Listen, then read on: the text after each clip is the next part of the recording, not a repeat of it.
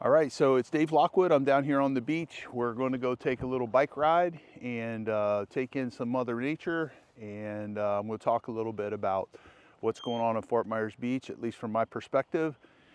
And I'll tell you what, it's 57 degrees, but it's not a terrible 57 degrees. You can see here they've groomed this this mound here, and it looks like they brought in more sand again. So they are doing beach renourishment on the whole beach. Right now they're working on the southern end. They're actually working all over the beach, honestly. So there's a lot of things going on. The Wyndham is coming down. How you like that noise? The Wyndham's coming down. Terry Prasad, who basically is saying, I'm not going to tear down my building down there, it's the old location for the, what is that called? The Junkanoo and I can't think of it. I'll think of it in a minute. But basically, they moved down behind Publix. And I eat there all the time. It's one of the few places that's kind of on the south end. You really only have two choices of places to eat on the south end. You can go to Flippers, which is across over on Lover's Key, or you can go to what used to be called the Bistro, and Fresh Catch is what I think it's called. Fresh Catch. They bought them out or took over their lease or whatever. I don't know what happened there, but it's pretty nice. It's great food. A lot of times, I'll tell you what, they're having a wonky season here for the servers. I've talked to quite a few of them. I talked to another guy last night. He was talking about season starting in February, and it makes you realize that how desperate these guys are for business.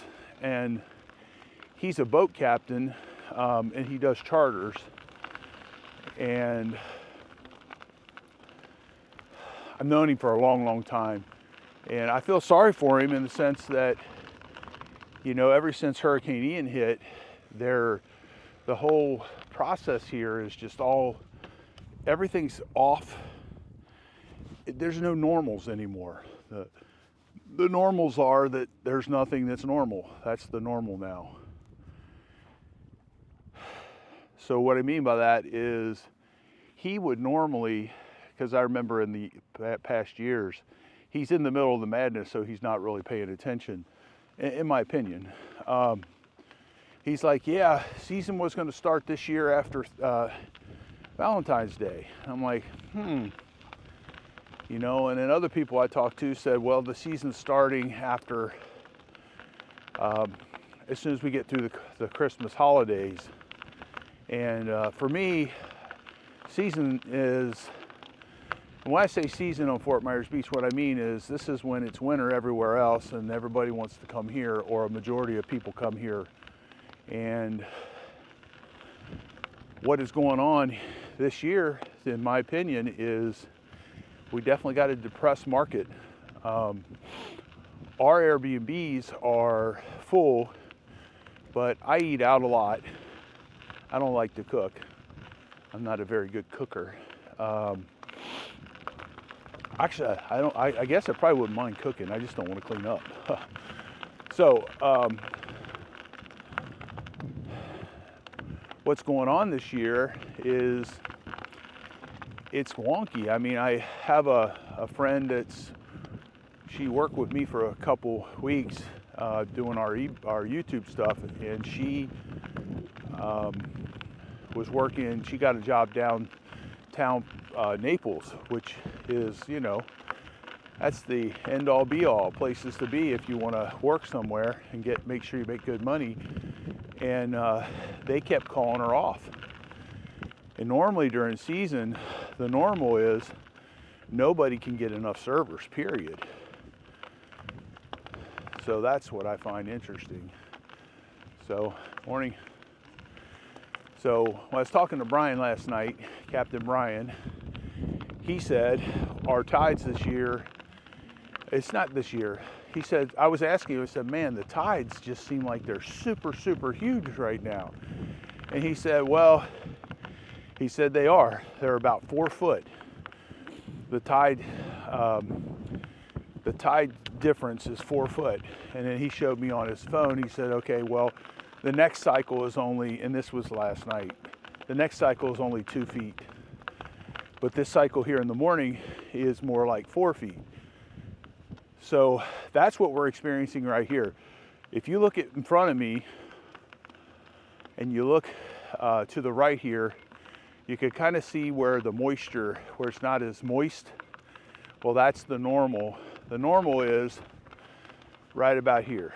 That's your normal day.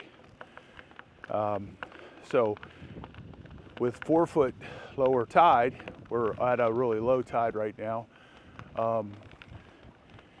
This is what you see. It's kind of beautiful. Kind of a, looks like a little bit of a cloudy day or a misty day, or so. Good morning. Morning. So I love the early morning beach people. They actually say hi to you. That's very cool. As the day goes on, I don't know what it is. Sometimes people say hi and sometimes they don't. That's just the way I figure it. I have no idea why. So the beach renourishment continues on Fort Myers Beach. Where we're headed right now is we're headed down to Leonardo Arms to see if they have put the sand in front of it. That is the most critical as far as I'm concerned. I think a lot of people are concerned. That's the most critical part of the beach, because they need the sand, because this last storm we just had, we had like a typhoon for a couple of days. I was down in Key West for it, and then Key West actually experienced some pretty good flooding. When I was riding my bike, I ride my bike down there. I love Key West. I don't know why I love Key West, but I do. So I know I love the drive down. I love the beautiful scenery all the way down there. And then I don't know. I'm not much of a drinker. Wow, the sand just got really soft. Well, I just love it. I love the people watching in that. I sit in the front of the Hard Rock and watch people walk by, and just see all the different flavors of life that goes by. It's kind of interesting. It's better than going to the best airport. Morning. So, man, there's a lot of nice shells out here today. Wow, there's quite a few. I'll be darned.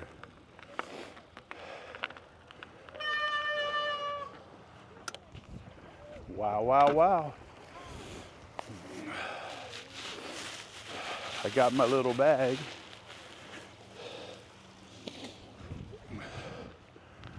So check that out. Check that out.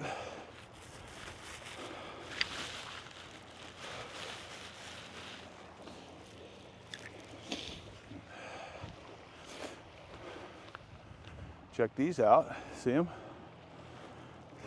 These are, in my opinion, these are good finds. I like it. I like it. I put them in my yard. My whole yard is nothing but shells. So that's extraordinary for me to stop. Oh, there's another one. So you see that? Woo-hoo.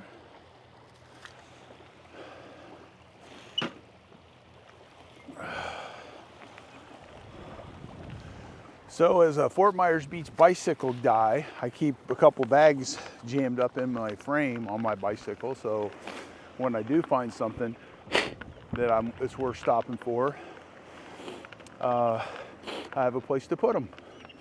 And sometimes I see people that have like so much in their hands that they can't carry it, and I'll stop and I'll grab them or give them a bag. So I don't know. I'm just always trying to be hopeful. So here we are. There has been beach renourishment done here. This normally, in this kind of a low tide, the elevation here would be significantly lower.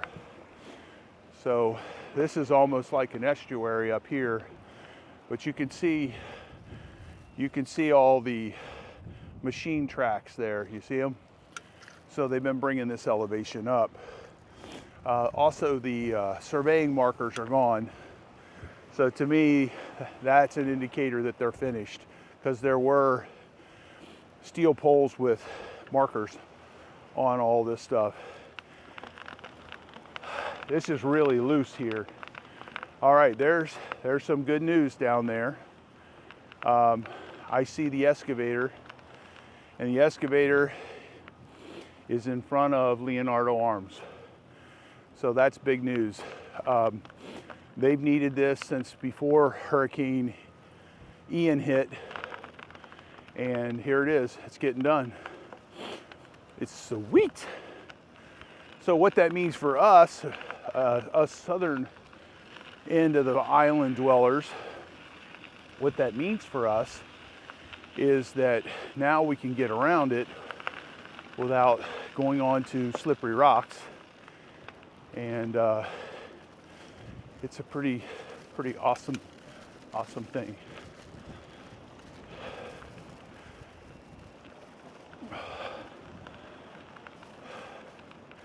Yeah, well, okay, that's an optical illusion. They're still not to the Leonardo Arms yet. The survey markers I was talking about earlier, this is what I was talking about right here. They put these steel rods in, and you can see the marks. There's a mark at the top, mark at the bottom. You see the other one over there with the pink flags on it. These are, if you're a site developer, they're called control. That's your controls. That tells you what you're working to. And then what they do is they take a string line and they'll run it out from that to check their elevation, to see if their elevations are good. Or they'll use a laser level, whichever. The string line's old school, but it works really good. Oh, they are working on this. They are working on it. Ha ha. That is really good news.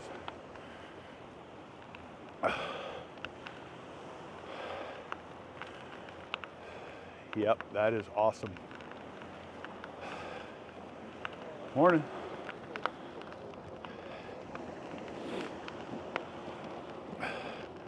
Well, Ed'll be excited about this. I'm pretty excited. They're not quite in front of Leonardo Arms, but they're really close. So for those of you who are wondering, when you do YouTube stuff, there are certain things that you need to be aware of in order to keep the subscriber growth. With the hurricanes coming in, I kind of got a little bit off of the subject matter of our primary channel, and it was starting to affect the channel. So what happened is I started another channel. When I'm trying to reach a global market and I have Fort Myers Beach in so much of my content, what's happening is it's really only feeding to Fort Myers Beach, which it affects my channel's ability to grow. So what I'm trying to do with my channel overall is I'm trying to have impact. Now, we just came across in front of Leonardo Arms and we're still on the sand. So they went ahead and put some sand out here. So what you're looking at straight ahead of you right there, you see that thing bellowing? That is being pumped from 6 or 7 miles of total piping all the way out here. So what happens for that to work is there are multiple booster stations. There are guys all the way down the beach for all 6 miles to out here that are all working together to keep that thing running. Meanwhile, that excavator, he is creating a sediment pool. So when the water comes out of that pipe, the water sits here long enough for the sand to settle out of the water, and then the water runs right back into the ocean. Now, these are Caterpillar. Well, that's a John Deere. One's a John Deere, one's a Caterpillar. No, they're both John Deeres. Okay, so those are both bulldozers being used in a saltwater environment. It's kind of cool to see. If you notice back there, they have that one truck with the tank on it over there. That's their fuel truck. And you got the excavator. You got two loaders back there in the back, if you see them back there.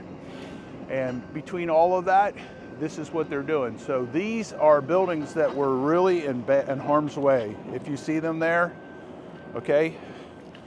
All right, guys, all you guys that wanted to know what your buildings look like. So this one here, we did work in it. We tore out the concrete where it got undermined from the hurricane. You see this mound here in the front right here? That mound was just put in. That mound's supposed to have a 6-foot elevation. It runs the entire length of the island. They're saying that if that is in place, then most of these storm events are going to be contained and they're not going to get up and over the island. So we're hoping that that stays in place. Now, that needs to be in place long enough for it to compact enough that when the sand or the water starts pounding on it, it'll stay in place. And that's happening because it's definitely more compacted at the other end. Meanwhile, this is the guys working Beach Renourishment. And again, they're working on multiple places on the island. A lot of this stuff, they're trucking it in. I don't know where they're bringing it from, but they've been trucking it in like crazy. So now, I just turned around. That's the Leonardo Arms right there. Okay, they're gonna go all the way out. I've heard 200 feet, I've heard 300 feet. Right now, they're out about maybe, I'd say they're out about 50 feet, okay? So they must have pushed some sand over there because that's not the way it is. And we're at a very low tide. Now, this water trail you see right here, that's the water coming from that gizmo right there that is being pumped all the way down the beach. Now, the pipe for that, where that sand is coming from, is they're dredging it up a mile and a half offshore down there by the Times Square. So what they're doing down there is they got to pump it over here, and then they pump it onshore all the way down through these pipes. They're about 18 inches in diameter. They melt them together, and all these things have to work and be in place for this stuff to work. So they have 6 or 7 miles of pipe to bring the sand from that one place that they're allowed to get sand from, and they're rebuilding the beaches with this. And that is how far out they're going. You see it? Okay, look at that. Okay, it was right about here, and now you see where they're at. So anyway, that's good news. So that's very good news. So meanwhile, I'm gonna go up here towards, okay, so that, they're putting the plumbing in and the new floor. They were ready to open that building, this building here. They were ready to open it when the Hurricane Milton came in and undermined it again. So many of these buildings are still sitting empty after all this time. So you gotta remember, September 28, 2022. Good morning. So that's when Hurricane Ian hit. Hurricane Ian, it was just absolutely devastating for our island. It's completely rewrote Fort Myers Beach history. So this guy right here is probably renting from the Stero Beach and Tennis Club, which there's these buildings, the same style, are down in Bonita also. So I guess he's determined to walk in front of me. So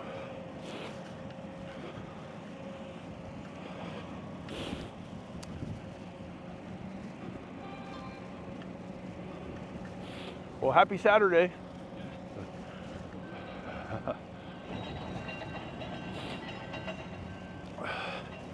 So this isn't compacted enough for me to ride my bike on it, but that's what you're dealing with right there. Pretty cool, huh? There's the water. coming up, and that, again, that's being pumped like 7 miles. It's being dredged up by a dredging rig off the shore, and it comes 7 miles down through 4 or 5 booster pumps. What these are is they're big, gigantic pumps run by diesel motors. So, and then there's those two over here. Those are the 2 loaders that they're using to move the pipes around and to move the sand around when it's on the beach itself. They don't put them in the salt water normally. Over here, these buildings are occupied. A lot of the buildings here are still not occupied, which is very concerning when you see how much traffic we have. The amount of traffic we have on this island right now is, I seen somebody make a comment on Facebook yesterday. They said, I follow Beach Talk Radio a lot. A lot of the stuff that I tell you, I get it from there. So just so you know. And by the way, support them guys. Go ahead and get a membership with them. Keep them guys going, because you know what? This is going to become more and more and more and more and more to keep track of if you want to keep track of what's going on the island. What's going to happen is every time that they do a proposal for a new building, and there's going to be a lot of them, they are covering this stuff. So what's going to happen is more and more and more and more of their time is going to get absorbed up into this. It'd be really cool. I don't know if Kim's working with him full time or not, but it'd be really cool if he could have her full time. I don't even know that she wants to, but, and I'm speaking into their lives a little bit, but it's a lot of work. So what it takes to put these videos together and to put them out, I have two editors helping me all the time to keep up. Ed has Ed as far as the technical side. But at any rate, just, I don't know. I say support these guys, because if you like the information, even if you don't like what they're saying, they're still giving you more information than anybody else. And it's something that's valuable if you want to follow what's going on Fort Myers Beach. If you don't like change, you need to move, because you're going to go freaking you're going to go nuts. You need to move somewhere else, because guess what? It ain't the same. It ain't going to be the same. There's nothing you or I or anybody else could do to change it. And the traffic is a huge problem. It's a huge problem. Electric bikes need to be allowed. We need to control it better, because we have the bad characters that feel like it can do 25 miles per hour on the sidewalk, which is not good. But we need to make some rules. Everybody follow them and coexist. And then our island stays really busy, because guys like me, I live on the south end because I want to live on the south end. I want to live in the quiet area, but I want to also be close to Bonita. But what happens, actually there's traffic going either way at certain times of the day that gets snarled. It's not nearly as bad going towards Bonita. So we're going to take a little cruise around this. This is the Wyndham. All these trucks right here, they've been hauling sand in, and I honestly don't know where it's coming from to tell you about it. But this is all these trucks are running around on our streets all day long. They're actually pretty cool looking if you think about it. They're called rock haulers, and these are designed to be put into treacherous situations and not roll over and not stress the frames and break an ordinary dump truck's frame. So anyway, look at that. They got 1, 2, 3, 4, 5, 6 of those. 6 of those. Gosh, those have got to be $300 or $400 grand a piece. All right, so here we go. Little more education here. Okay, this is the Wyndham. I'm turning around here. You'll see it in a second. And this is a more comprehensive view of it. So what they're doing to get their separation of material is they're pushing. I don't know how they're doing it. They might be doing it with an excavator. They might be doing it manually. They might be doing it by hand. We would do it by hand because we'd be afraid somebody's going to run a bobcat off the end of it. We also, this time of the year, we would be using this to keep our guys busy so that when we get into our real season, which is when everybody leaves, that's when we get super crazy busy. That way we have fully trained, huge amounts of people to do stuff with. So if you look at this, they're starting to get some momentum on it. I know there's different people following this on Facebook, but this is what's going on. So little side note there, that transformer underground, there's going to be 1/2 inch cable and copper cable, and it's very, very valuable, and hundreds, well, let's say thousands of dollars. So this is the beach renourishment guys coming in and getting to work on Saturday morning. Hey, they all wave at me because guess what? I'm the guy that puts stuff on YouTube. So at any rate, here you go. This is the view of the Wyndham from the street. They're getting there. They're getting there. They're, you know, at their current pace, I'd say probably maybe 6 more weeks. It's a big job. It's a real big job. So these guys are, the guy that's actually doing the job is a good friends with the guy who did all the maintenance for these guys. So, hey, good morning. Good morning. Happy Saturday. I love seeing kids on the beach. Okay, so here we are. We're going through the Wyndham property. They actually peeled up a lot of this asphalt already. So the things that you know as a demo contractor is this asphalt, as if you peel it up, guess what? It's worth money.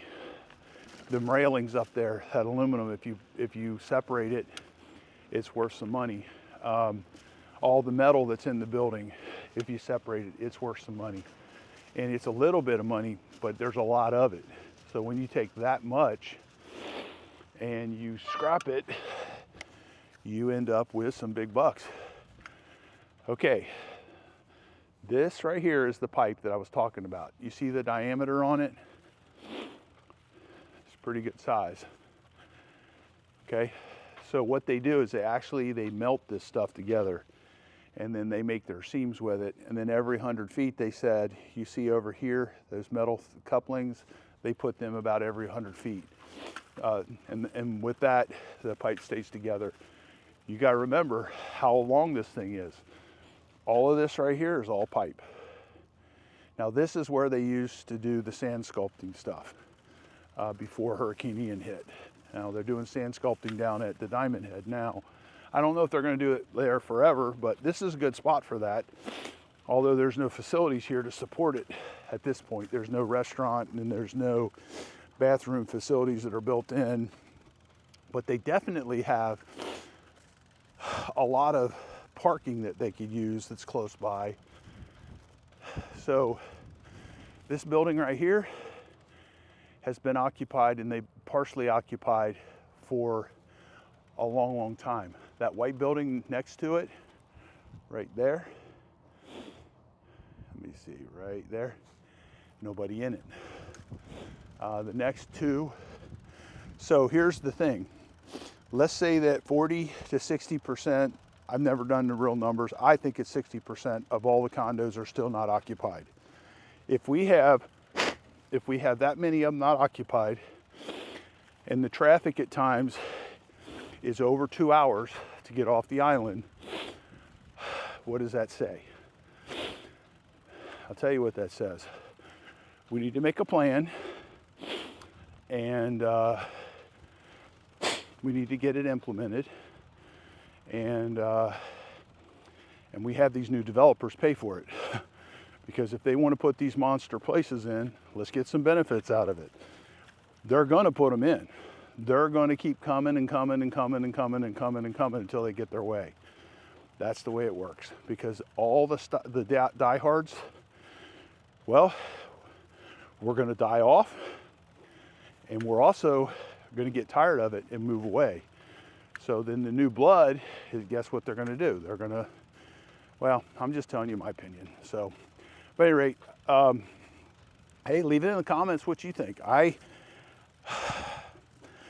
definitely think we need to influence it. I definitely think that we need to do something to make it known that it is a huge problem. I mean, just for contractors, let's say you need to work on your house on the beach. You call up a contractor, he says, no, I'm not going to do it. Or I'm going to charge you an extra $5,000 because every day when I leave at 3 o'clock, I got to sit in traffic until 5 o'clock to get off the island. You see, everything, or not everything, but a lot of things get affected by this. So now, right now, I'm heading out onto the beach. It's like a football field wide here. And then the high tide's out. It's about 59 degrees right now, but there's no wind and it's not wet. It's not a wet 59. So it's actually a kind of a warm 59.